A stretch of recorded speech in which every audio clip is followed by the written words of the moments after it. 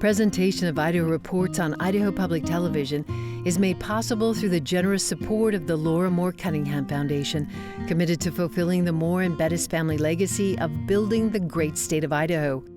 By the Friends of Idaho Public Television and by the Corporation for Public Broadcasting. Things are finally wrapping up for the 2025 session with debates over medical treatments and how Idaho's universities are handling diversity, equity, and inclusion. We look at what it takes for lawmakers to head home. Filling in for Melissa Davlin, I'm Logan Finney. Idaho Reports starts now.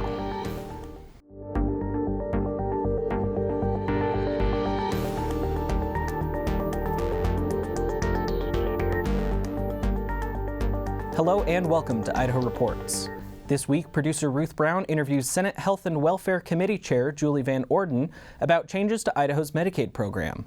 Then, Senate Majority Caucus Chair Ben Taves talks about competing bills on medical freedom and what it takes to finally adjourn the session.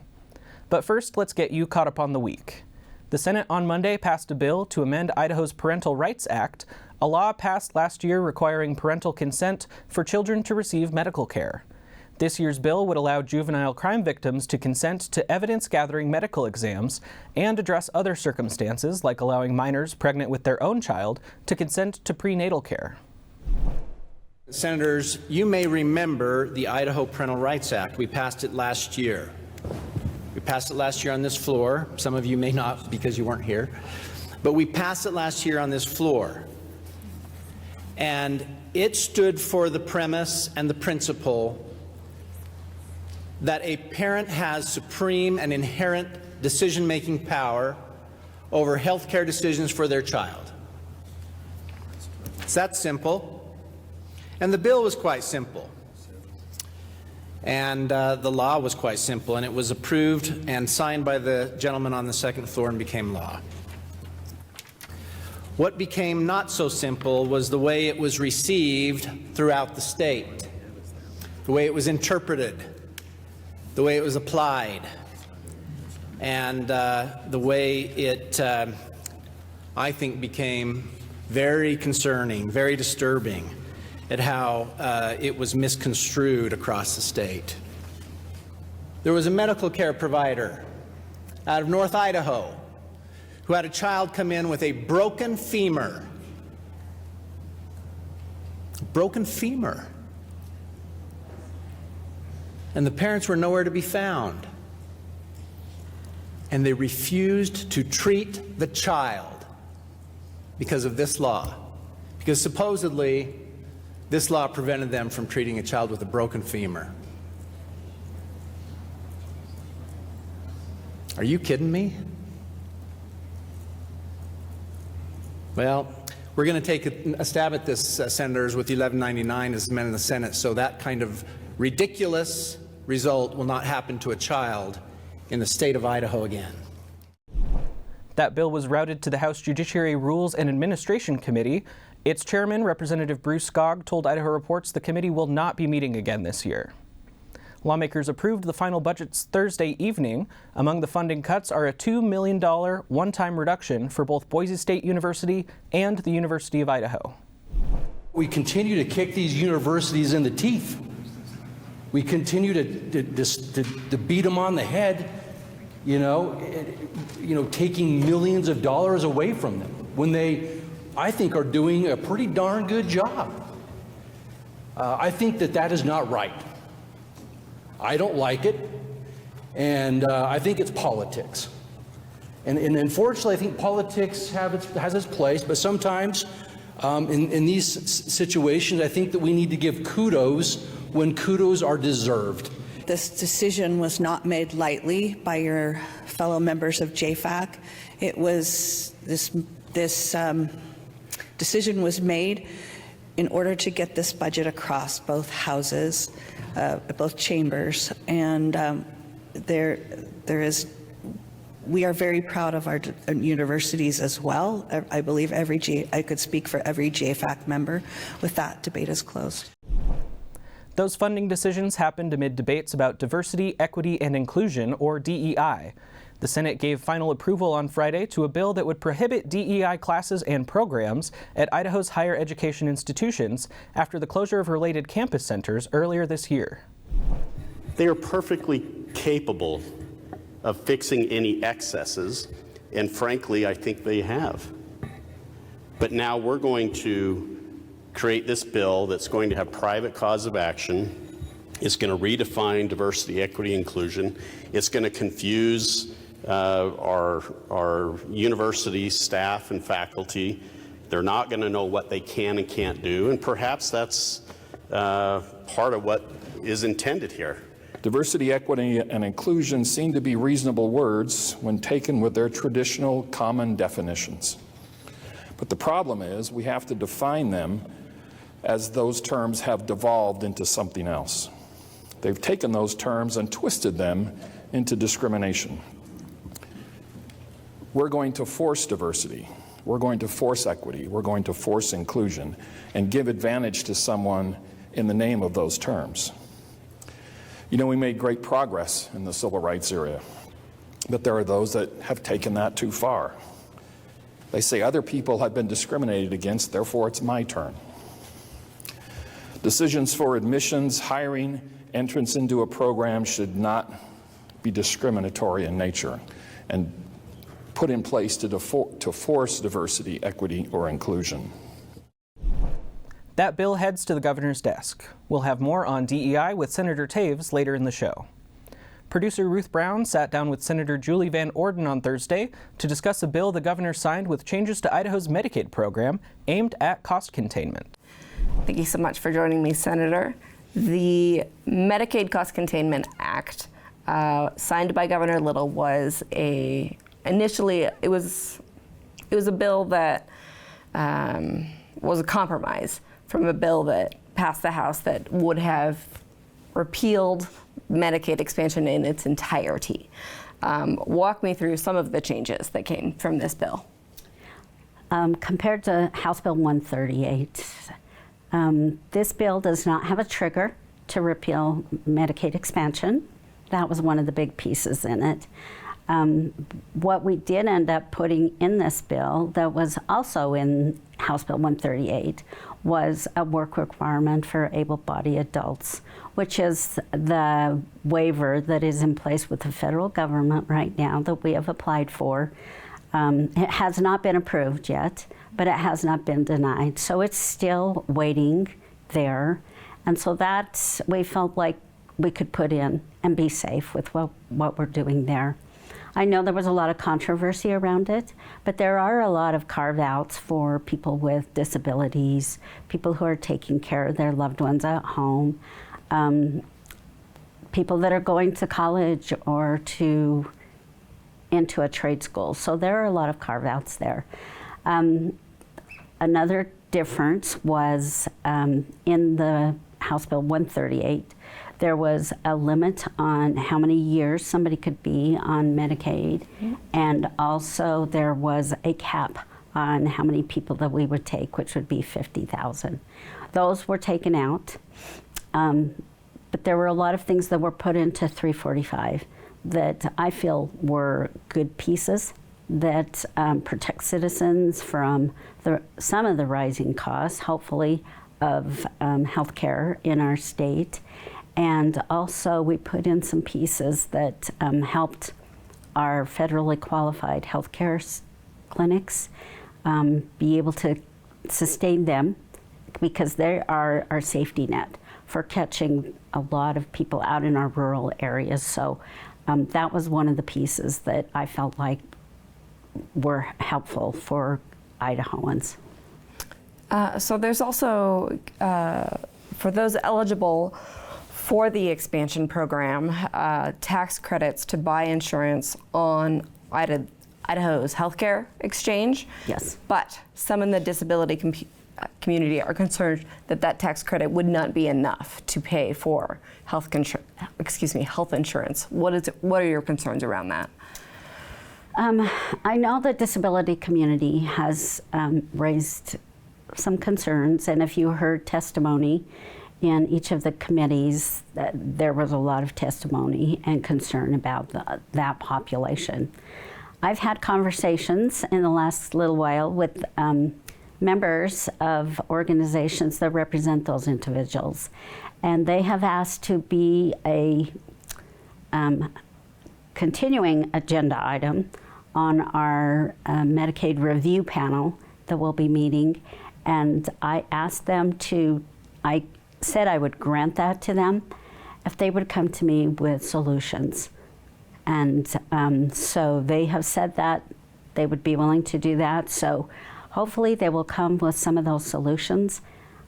That's what we want. We want a lot of input from the communities that are being affected by this. And I think we will get that when we're making decisions about what our managed care system will look like. I'm going to go back to, we'll get to the managed care. Okay. It's a beast of a topic, but Yes. I want to go back to the waivers for 1 minute. So a waiver requires the federal government's approval. As you well know, the waiver for a work requirement would require the federal government's approval. We have not gotten that yet. Idaho, I believe, applied for one even under the last Trump administration and was not granted it.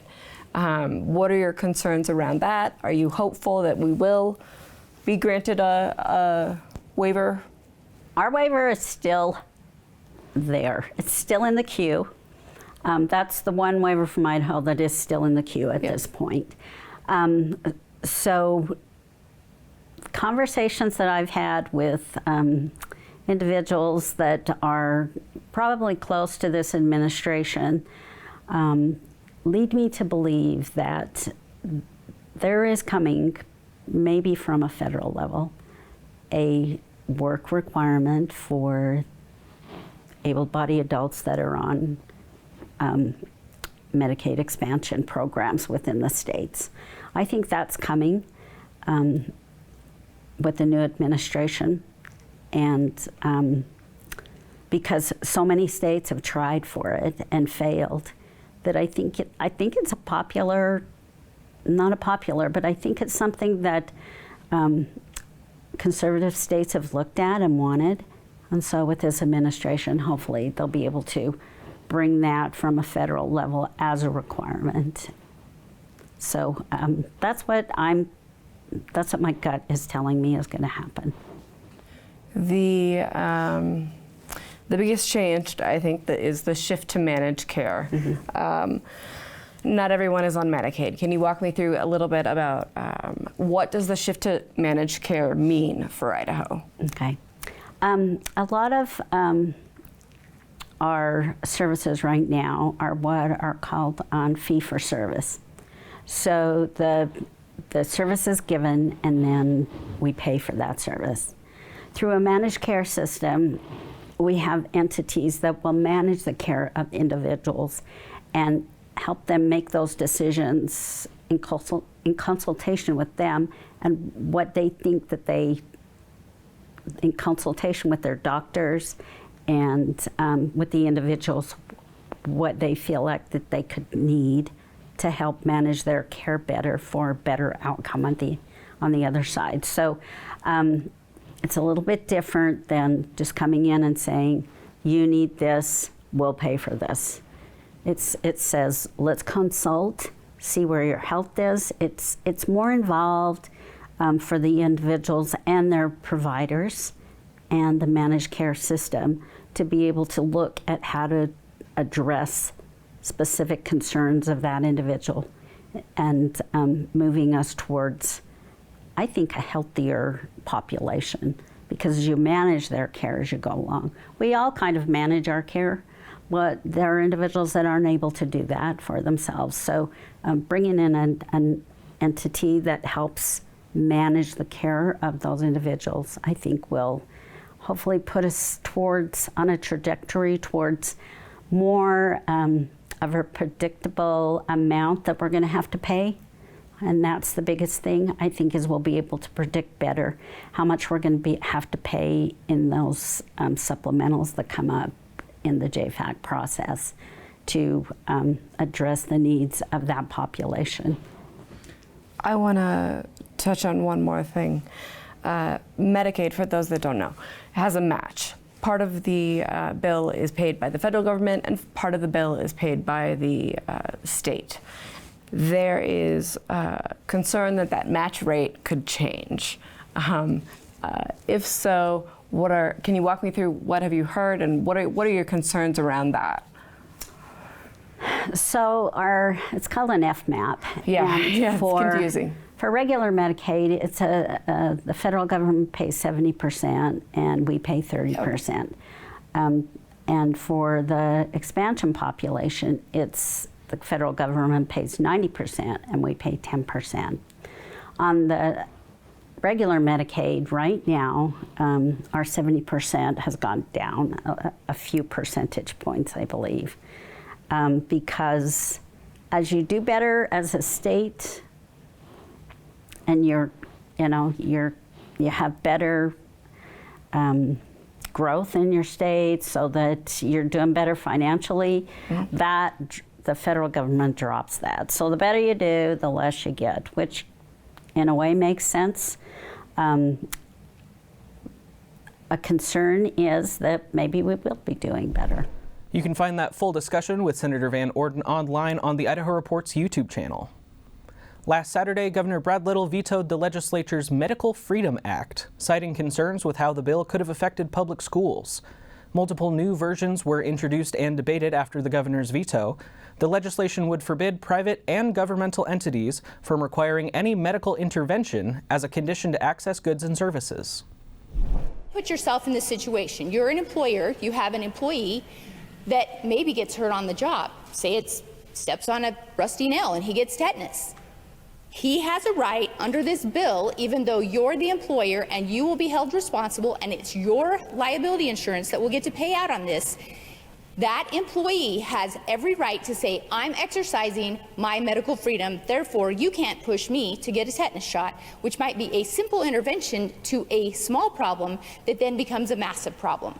And if you've ever been an employer that's had to pay out on a massive injury or on a death benefit, this becomes a huge problem for Main Street businesses across this state.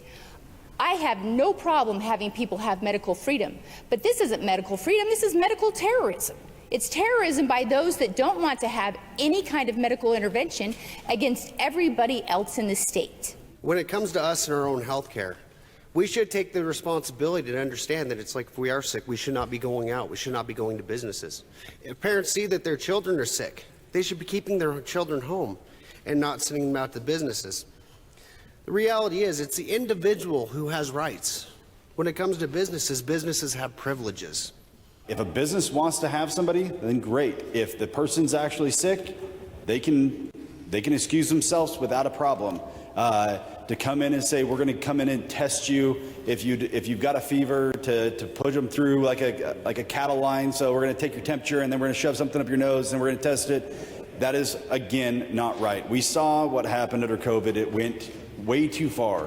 What happened during COVID, I can't imagine would ever happen again for at least 50 years because everyone would have to die that lived through it to go through that again. But I think we've swung too far in our effort to make sure that it doesn't happen again. Senate Majority Caucus Chair Senator Ben Taves joined us on Friday afternoon to talk about the negotiations, the DEI bill, and what it takes for them to head home. Senator, thank you for joining me today. Thank you for having me. The Medical Freedom Act, after the governor vetoed the initial bill, why bring back two separate bills? There's now competing bills. I think we're down to one. But why was it so important to the Senate to bring back a medical freedom bill?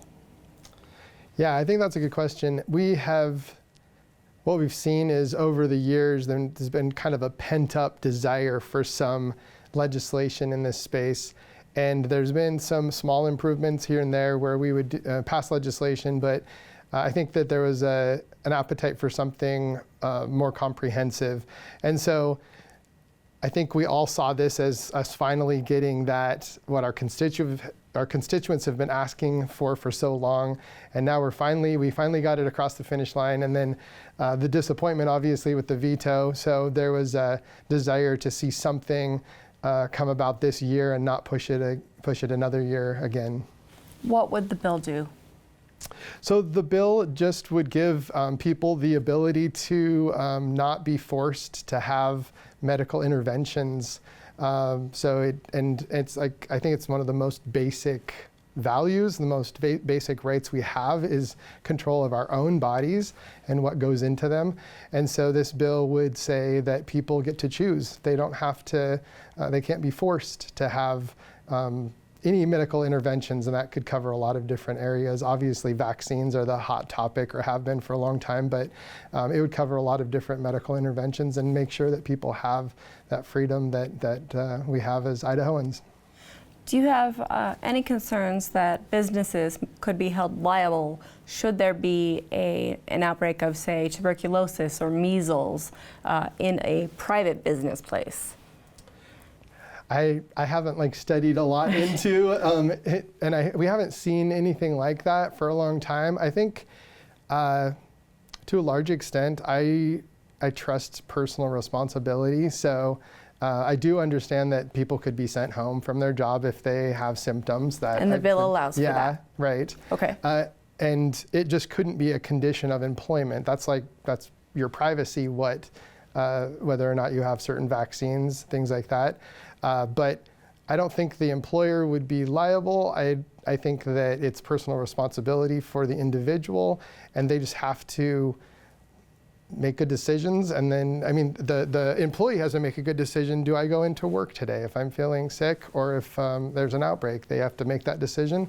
And the employer also has to make the decision, hey, you're sick, we're going to send you home, and that's understandable as well. So in the state of Idaho, you already do not have to vaccinate your children to send them to a public school, nor do you need to be vaccinated to be in any public building. In addition, there's labor laws, and with rare exceptions, such as folks that maybe work for a hospital, that kind of thing. What does this add that wasn't there before? Sure. So actually, my understanding of the current law, the status quo, is that students are required to be vaccinated to go to schools, to go to our public schools. And the only way you cannot be vaccinated is if you fill out an exemption form. So the status quo, that's the status quo. I don't actually think that would change based on this legislation. I think there's still exemption forms would be required. But so I don't think it would change a lot in that area. In fact, that's what the veto was partially pointing to, is what's going on in public schools. Can you send a student home if they look sick? So I think there's a desire to make that fix if that was an issue. And so that's what the House bill did, was it kind of took the publicly stated desire of the governor and said, we'll make sure that kids can get sent home if they're sick, and that's not a problem. And the Senate bill went into a little bit more detail, and I think there was more discussion. Actually, I know there was more discussions between the sponsor and the governor's office, and addressing maybe even more areas like daycares and things like that. And so that's kind of why you had two bills, I think, which was part of your question. As far as needing a bill, I think it's more in the private sector than it is in the schools, because I think those are kind of addressed to a large extent already. And for listeners, we're having this conversation around noon on Friday, and so we'll see if Idaho Reports can update this later. But right now, that bill hasn't quite passed, but it seems promising. Yeah. On the topic of education, the bill you co-sponsored on diversity, equity, and inclusion in higher ed is on its way to the governor's desk. Can you tell me about what that bill does? Yeah, certainly.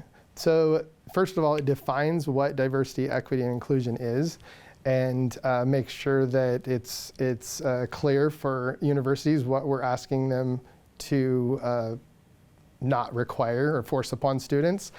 Then it goes and it defines, it has a lot of definitions, almost 4 pages of definitions, defining diversity officer, bias reporting system. These are things that have been in our universities.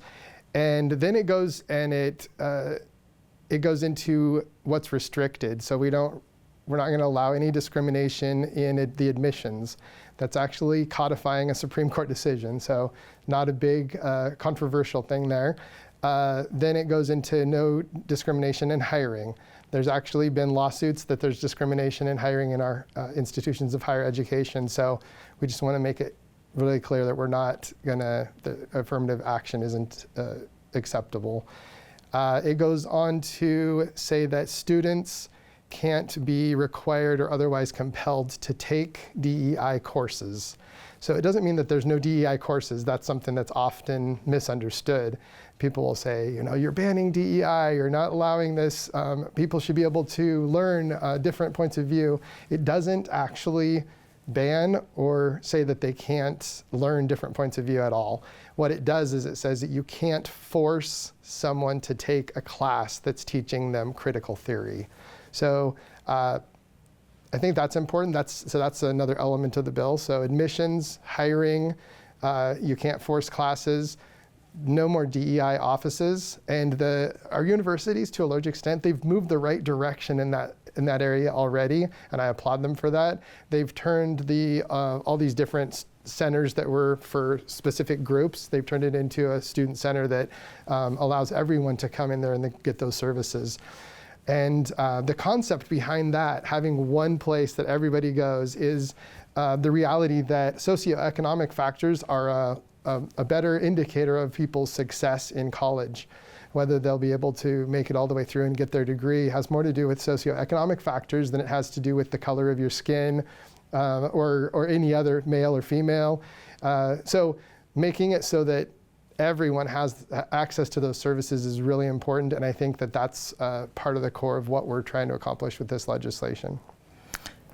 Your opponents would argue that nearly everyone at universities is an adult.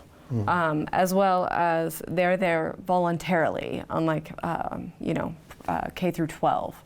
So why should the state be, I guess, involved in something that an adult is voluntarily participating in? Yeah, that's a great question.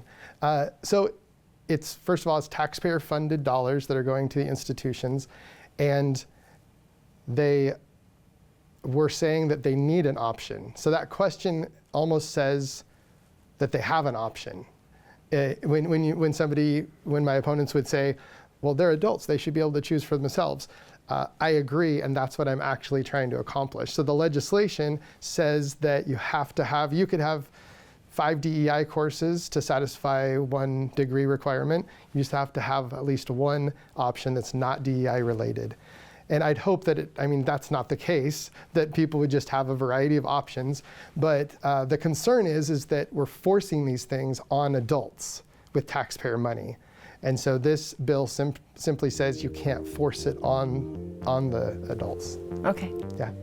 Senator Ben Tapes, I really appreciate your time. Yeah, thank you.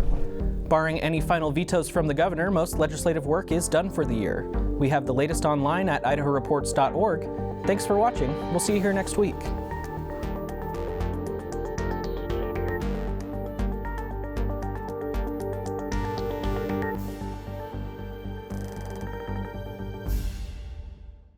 Presentation of Idaho Reports on Idaho Public Television is made possible through the generous support of the Laura Moore Cunningham Foundation, committed to fulfilling the Moore and Bettis family legacy of building the great state of Idaho, by the Friends of Idaho Public Television, and by the Corporation for Public Broadcasting.